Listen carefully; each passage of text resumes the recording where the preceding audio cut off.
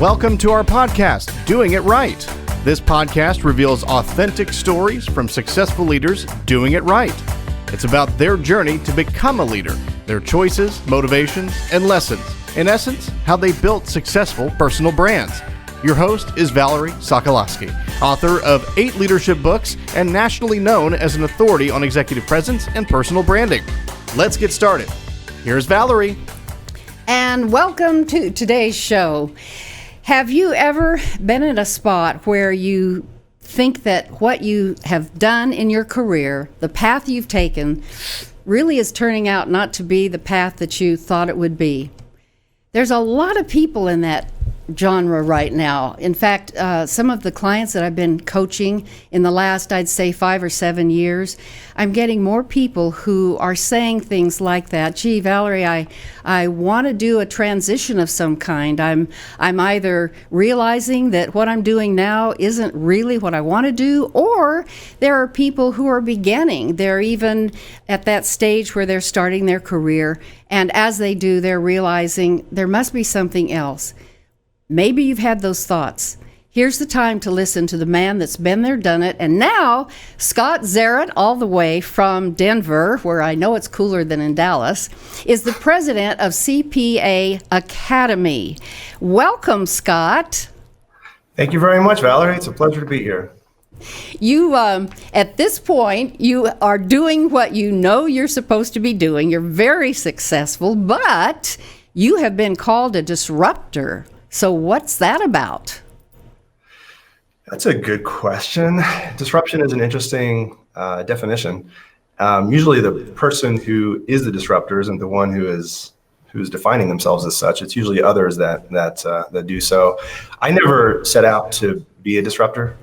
It was never my intention to, or even a dream of mine, to be able to change anything in a meaningful way in the educational field of accounting. I got into online education because of a passion that I had and experiences that I had earlier in life that were working very well for me. And I felt that I had an idea that was worth exploring and set out to do it. I was at a good place to do it. And 8 years later, I think the way that I could perhaps define disruption best is that we have had a meaningful impact in the accounting profession, and others are responding to what we're doing by trying to themselves, in many cases, lower the cost of CPE and bring it down to a point where it's free.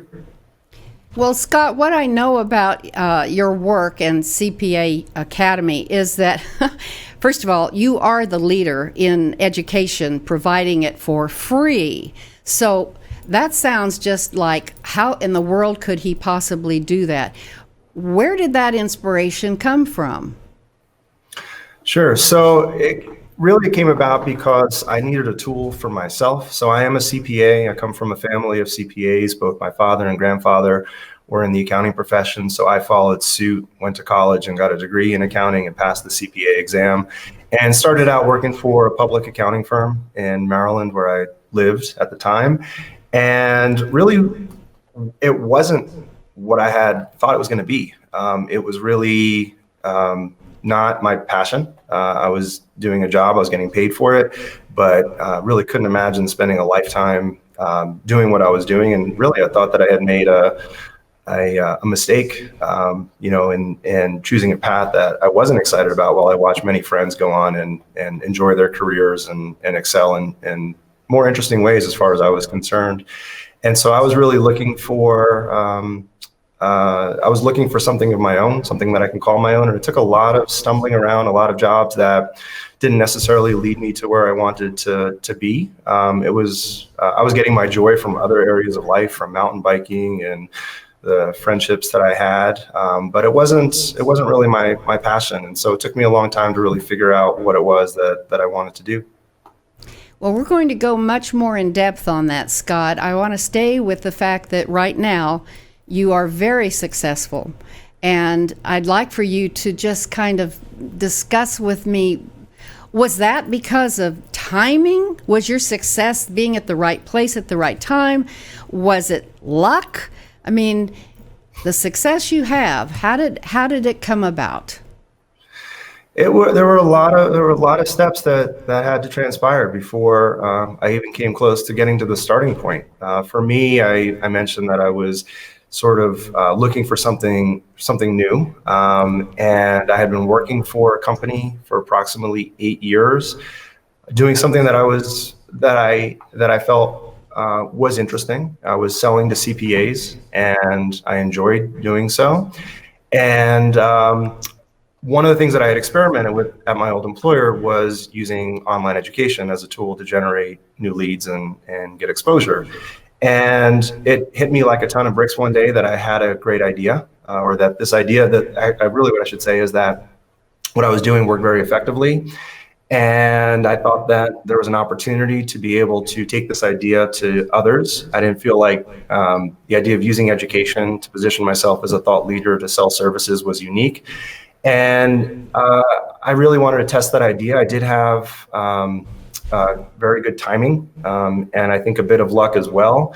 I had noticed a lot of trends that were going on globally, including the world being flattened. I noticed that online education was becoming more inexpensive to produce. The barriers to entry were lessened, and that it was a big business in providing continuing education to others. And I felt like there was an opportunity there. So I think the timing was good in terms of online education really becoming more and more popular. There certainly was a bit of luck involved, but I think luck is a funny word. I think the more prepared you are, the less lucky perhaps you get. But I also think there's such a thing as just good old fashioned luck. And I'd have to say that I think that did account for a portion of the success. I love the word luck. They say that's when preparedness meets opportunity. Sure. So I'm going to go back to that because in talking with you before the show and looking at all the things that you're doing, it was a lot more than luck in terms of how you started out. So tell us about that. You went to college, you got your, and difficult, right, to get your CPA exam completed, right? You did that. Yeah, definitely. How many times did it take? 3. And that's not unusual, is it? I mean, I don't know anyone that passes the first time. Yeah, so I was happy to pass on that third time. So the first one was the most challenging. It got easier after that, but okay. So even I'm sorry, Scott. Even that. Think about just what you said. It took you 3 times. What kind of grit did you have to keep going? Gosh, I mean, the pressure was great. When you put something out to the world that you're going to do something, pass the CPA exam or anything else, start a business, and it's out in the universe, I think that's a good thing. It creates an accountability. And so you put pressure on yourself and you want to, you just want to succeed. And it was difficult for me. I'm not going to pretend it wasn't. I remember, I remember having almost like a little tick in my brain. It was like a pulsing sensation. I thought, this can't be good. This is what stress feels like. And it was quite a relief to pass it, only to get to my first job in public accounting and go, I don't even know what I want to do with this degree now that I have it. And then realizing that maybe getting it wasn't all that it was cracked up to be, but certainly it was nice to have those initials after my name. All right, so you got that first job. And what you just said was that you found an avenue, and this is me saying to you, obviously you have the skill and the ability to get in front of audiences. You really were almost a speaker at that point, weren't you? Getting in front of audiences and using that as a vehicle for sales. Is that correct? Well, my first job was more of a straight public accounting job, starting at the entry level. And I had a series of jobs from there that were, I think, all steps in the right direction, but none of them a true passion. It wasn't really until I started, and actually it was a cousin of mine. I mentioned my father and grandfather were accountants, but I had a cousin as well who owned an accounting practice, and he gave me an idea to say that I think there's an opportunity to sell a particular service. It was real estate tax related to accountants, and I really wanted to give it a go. I was at a stage in my life where I had the chance to do it. I was at the right age. I had savings and took a chance with it. And realized that for me, at that point, the best way for me to get in front of CPAs to sell was by educating. And this was way before webinars were commonplace, and I was doing the old-fashioned things such as cold calls and going to CPAs' offices and meeting with them and going to conferences at a certain point, and even hosting a conference here in Denver where I live. And all these things were effective eventually when I had really built a skill set for them, but none of them were fully scalable. And so it was really through those experiences that I realized that as much as I enjoyed selling, that I was really looking for a much more scalable way to do so. And it was around that time that webinars were really coming into popularity, thanks to really the software improving. So when I say luck, I mean I was lucky that at that particular time, GoToWebinar, WebEx, all those who were fairly young when I, at that period in my life, which was 16 years ago, were really becoming much more powerful and scalable themselves and practical, and others were really not fearful of using online education as attendees. And so that was really the first opportunity I had, was to present these webinars. And even at that time, I didn't consider myself to be an expert in the subject that I was teaching. And so I did rely a lot on transcripts. I was literally doing webinars, but I was acting them out. I didn't have the skill set as like the partners of the firm I was working for to be able to present as effectively. And so I used transcripts and really learned what worked for me in terms of literally acting out these presentations. But eventually I became confident with the material and started teaching them without notes, and I was very effective. And I think the more authentic that I was, and the more natural that I was, and embedding my own personality, the more effective they were. And I did that for 8 years, and as an employee. And so at one point, I mean, it almost hit me like a ton of bricks. I mean, I remember the day that I was sitting there and I was like, wait a second, what I'm doing here again is something that others can do. And others were in a much smaller scale. I mean, there were many companies that were doing webinars. I shouldn't give any other impression, but there was no single shared platform where people can go find content and be able to take those classes for free. And so that's really where the idea was born of, I'm doing this as an employee, it's working really well, but what if I were to take this and make it my own and create a platform and offer this ability to others? And it turns out that others were ripe. The timing was very good, and others were very open to the idea of being involved and presenting on a platform where others could find them as well. So what that says to me, Scott, is that you were very aware of that moment when the dots connected, right? Absolutely. Oh yeah, it was one of those moments like, why didn't I think of this before? I mean, often the things that are right in front of your face aren't so obvious. I don't know why that is. But yeah, it was one of those moments. And quite frankly, I think a lot of it had to do with just my mindset at the time. My wife, we were expecting a child. And I think with that, you start to, at least for me, I could say that I started to question, like, where am I going in my career? What kind of example am I going to set for my to-be-born son? What kind of message do I want to send? I knew I always wanted to do something more than be an employee for someone and build up their business. And I think I got to the point where I could have gone two ways. I could have said, well, I have a child being born, and I better make sure that I buckle down and secure a salary job and take the conservative path. Or I can look at life and say, things are going to be different without question. No matter what I do with a child being born, life is going to change drastically. And what better time to really reinvent yourself than when you're going through a rite of passage like that. And that was how I viewed it. So I think it was the mindset that I had at the time, the openness to do something different, the risk of not being that person that I wanted to be, and tell my son, I would never want to be in a position where years down the road I would say, well, the reason I didn't do it is because I couldn't, because I didn't want to jeopardize our family's livelihood, and use that as an excuse. And so I felt the timing was actually perfect. Whereas I think others were like, "Are you crazy? You're having a child, and now is the time you want to start a new business, and you're 37 years old, and you've never done that before."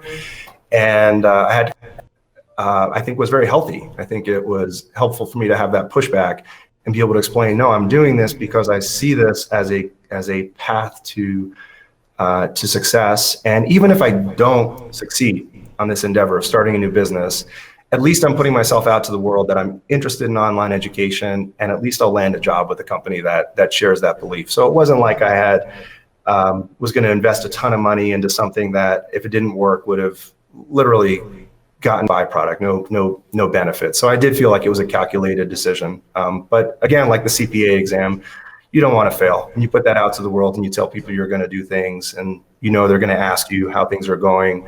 You want to be able to genuinely say things are going well. I'm excited. I'm having fun. And it was an extremely stressful time. Having a child in the world, having a wife who was still finishing her PhD, living in a house that was too small, a lot of things going on that, I'm glad I went through, but sometimes I'm not sure how we got through it. But you got through it. And I want to know if you can tell our listeners, and me too, what do you think it takes to be an entrepreneur? You are one, you are successful. You handled the stress, and you said it really was stressful. I'm sure it affected your family, didn't it? Oh, without question. There are a number of things that in my case had to take place before I was able to really quit my job and get started. And for me, I think having that great idea was really important, but having a great support system was extremely important. My wife was nothing but encouraging, and I think really I've only been married 9 years, so this was only a few years into our relationship. So still really getting to know what the tolerance for risk is. But my wife is one of those people that doesn't have her life mapped out in a very positive way. She doesn't, she's hard to define. She's constantly reinventing herself, and she's a student. She's a teacher, literally for the local University of Colorado. But I think we came from the mindset of life doesn't have to be I'm going to take a job and work at it for 20 years. Well, thank goodness you've got that kind of a support. Not everyone does. But I'm going to go back to specifically. I'd love for you just to give us some tips. Somebody's out there listening, and they're in the boat that you were in, sort of like I don't know if I'm really wanting to continue doing what I'm doing. Yeah. There's some things that we've got to think about. I remember someone said to me this, Scott, once years ago, and it kind of took me aback. So I'll start this conversation with the story, which is this. Sure. She said, "Valerie, did you ever consider failing?" Yeah. And honestly, I did just that. I went, and I answered pretty quickly and said, no. And I meant it, because I just knew there was this sense of, I've got to. Of course it's going to be successful. I'm going to make it happen, right? So that may be one aspect. But give us some things that, before you make any shift, what do we need to have in our very being to be a successful entrepreneur? Sure. So, there's, it didn't feel black and white. There was nothing that, no one anointed me and said, you've got what it takes to be an entrepreneur now. Now go, young man, travel west. I mean, there was nothing like that. There was no expectation of doing so. I didn't come from a family of entrepreneurs. So this was definitely something that, it takes knowing yourself, I think, and being really honest with who you are and the kind of cards you've been dealt, or at least that your infrastructure you're able to build for yourself. And so I think that having a great idea is critical. I think being able to bounce that idea off of people that you respect is important. I think building a network of people who you can confide in and meet with and get ideas from is extremely important. Because you could speak to any entrepreneur and ask them, tell me your story, and most of them, if not all of them, are going to be thrilled to tell you their success story and give you a bit of advice. And so I did, almost before I quit my job, I went on sort of on a road show and met with people that I consider to be successful and said, I am looking to do in many ways what you've done. You've taken the leap. You started your own thing. What can you share with me about your experiences? And all of those people obviously had stories to share, and all of them were inspiring to me. And so I had, that support structure, but I think it's also the grit, because no matter what your expectations are, yes, I'm going to do this. This is going to happen. This is the new me. You're going to go through dark days, and there are going to be, you're going to leave your job, and the day is going to come where you don't get that check on that Friday, and the bills are still coming in, and you're spending money to build up your infrastructure, and it's coming out of savings, and you're not sure any of that is going to be recovered. And I don't think I could say to you that I had 100% confidence that it was going to work. And I think that was just me. Maybe others have a different sense of, of their path. But, in the beginning, work-life balance doesn't exist. It didn't for me, at least. That idea was, just theoretical, but it was constant working around the clock. It was ulcers. It was, things of that nature that are really difficult. Things that I would never want to change in retrospect, but I think that at least I knew myself enough to know that I had the grit.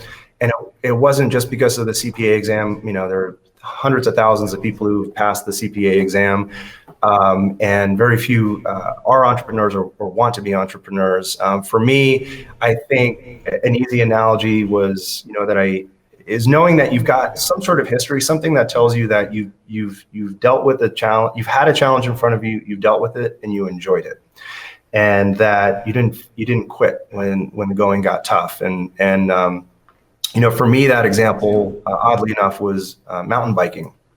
So that's a huge part of who I am, and maybe not some more now that I have a couple of kids, but it is it's a very important part of my history. And so I think that from the many long distance trips that I've done and tours and races that I've done, I know what it's like to be at least in the pain cave. What it's like to want to quit, but at that moment, knowing that what you actually have to do is push even harder, and that literally, just like life, people are literally going by you. It is a rat race. I mean, people are literally going by you on a bike, and just when you want to quit, you've got to try to catch up to them or pass them.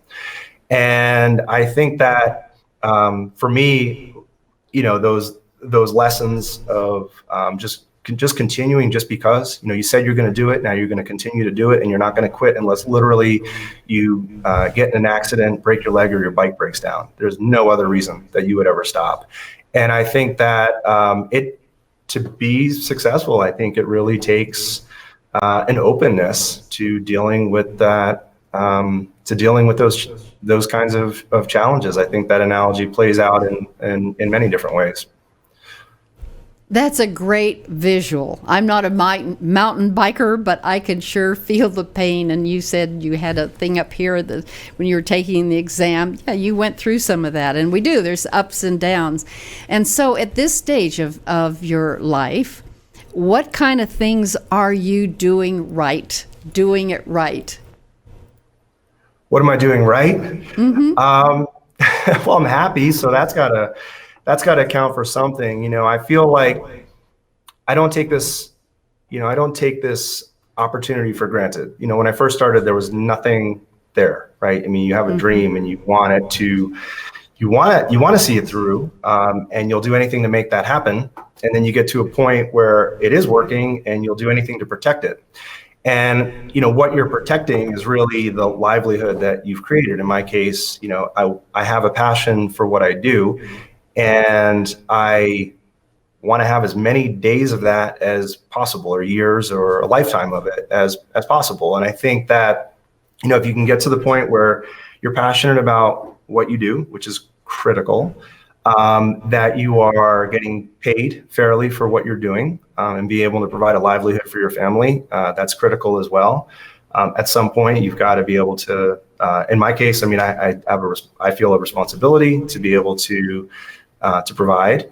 And I think one of the most important things is that you make a difference in the world in a positive way, right? You could, it's an honest buck. I mean, it is really, I'm very proud of what we do and what we give back to the accounting profession.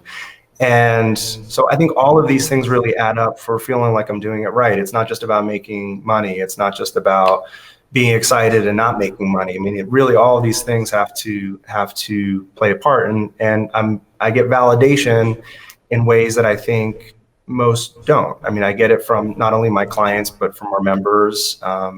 And I'm obviously happy myself. So, I mean, it's all the parties that are involved in this endeavor are happy with the experience. And I literally woke up this morning to a random message saying, I'm a member of your platform, and I want to thank you for putting out the high quality CPE that you do. And I wake up to messages like that regularly, and I don't take that for granted. My wife is in the educational field as well, but at the in the public school arena, and there's not a lot of validation. It's constant. It's the opposite. It's nothing is ever good enough, and schools are struggling, and who's to blame, and how are we going to fix it? And I know that this isn't something that just automatically happens. So I know that I'm doing it right in my view, because the site is growing in popularity. We are constantly bringing in new members, hundreds a day, and I'm having fun doing it. You're so real. You're just telling it like it is, and that's so great. Just to be clear, though, for our listeners, I went on the site, of course, and obviously CPAs have to have, 40 hours a year of education? And on average, yep. Right. So you have on your website, which is cpaacademy.org, what impressed me was I can go on there if I'm a CPA, and I can listen to other presenters. You're bringing in people like me or other experts in their field, and they're the ones really that are giving the expertise to the people who are listening to the webinars. Now, my question to you is, so I as I perused it, Scott, I thought, oh boy, I want to listen to this one. There were a lot on leadership. There were some things on sales. There were it wasn't just CPA-ish. And so if I or anyone else wanted to listen to these webinars, could we? Absolutely. I mean, that is the model. So, going to the site, one of the things that I think would strike most people is that it's free to create an account. It is free to take as many courses as you want and to earn credit if credit is applicable to you. But that doesn't mean that everyone who's taking classes is a CPA. Many of the classes there are, like you described, on personal development or other areas that are highly relatable, whether it's Excel or any other number of topics. But we've done over 1,500 topics, unique topics, ranging from very technical, so something that maybe only a CPA would care about, something that would be over the head of many, all the way through to very basic, or I shouldn't say basic, but more entry level type folks. Someone who just passed the CPA exam, for example. But we also have a lot of classes on thought leadership that are on our site, and we have a lot of classes that are software demos. And it's really, fortunately, in the accounting profession, there are, I think, 23 different fields of study that you could potentially fall within, and which leaves the door open for just about any number of topics. Really, anything that can help a business owner improve in their practice is allowable for continuing education for CPAs. But the idea is that there's something there for everybody, and including me. And one of the joys of running the site is that I'm constantly getting advice and business tips from the people who present on our platform, who I'm fortunate enough to be able to call my friends. And so if I need motivation or inspiration, I literally can log into a class. I know exactly how the class performed in terms of attendance and ratings. And there are many classes on our own platform that I take and help me out at a personal level. And so I think there's really, we're very proud of the diversity of the classes that we offer on the site. What a great resource we just now came to. We can do YouTube, we can do all these other TED Talks, and now we've got yours, and that's great. So one more question, Scott, I think is kind of a fun question, which is, Sure. You're into technology. I'd love to know, who do you follow on social media? I like more in-depth content. And so that's why, I was mentioning earlier that a lot of the things that I listen to are really the longer sessions, the 1 hour sessions, many of that we host, Gene Marks, Darren Root, people of that nature in the accounting profession who really have a tremendous amount of substance. And outside of that, the types of media that I'm attracted to are really sometimes magazines. Fast Company is one of my favorites. I love, in terms of podcasts, NPR is How I Built This. Wonderful stories there about folks who have struggled and made it through to the other side. Huge fan of authors like Clayton Christensen who have really mastered the art of disruption in explaining it. Ray Dalio, I like a lot, who talks about principles, and so there's many YouTube videos on him. Lots of little things like Khan Academy. You mentioned YouTube. I do use all of those resources personally, and Wikipedia, and look up to those as being the inspiration for essentially free education. Wow, that you've just given us a lot more resources, so thank you for that. I'll go back and listen and write them down, and now I've got some other podcasts and things to read and so forth, so that's great. The one other thing I wanted to say that meant so much to me in what you did, you reached out, you said, to experts. Scott, there are a lot of people, including me, I had to, and it's still hard for me, to ask. I was just talking to a woman a couple of weeks ago, and she said, I feel like if I go up to a senior leader, I'm taking their precious time. Yes. And one time I did ask someone for some thoughts, and here's what he said to me that I'll never forget. It was a turning point. I always, if I asked anybody, I would say, and what can I do for you? And he stopped me. I thought that was a nice thing to say, and I really meant it. He stopped me, Scott, and he said, why do you always have to say something to give back? Take what I'm giving you. I don't want anything back. Yeah. And it was such a turning point to say, as you did, people are willing to give advice. When someone comes to me for advice now at this stage of my life, I'm thrilled. It makes me happy. It makes me feel good that I have something to share.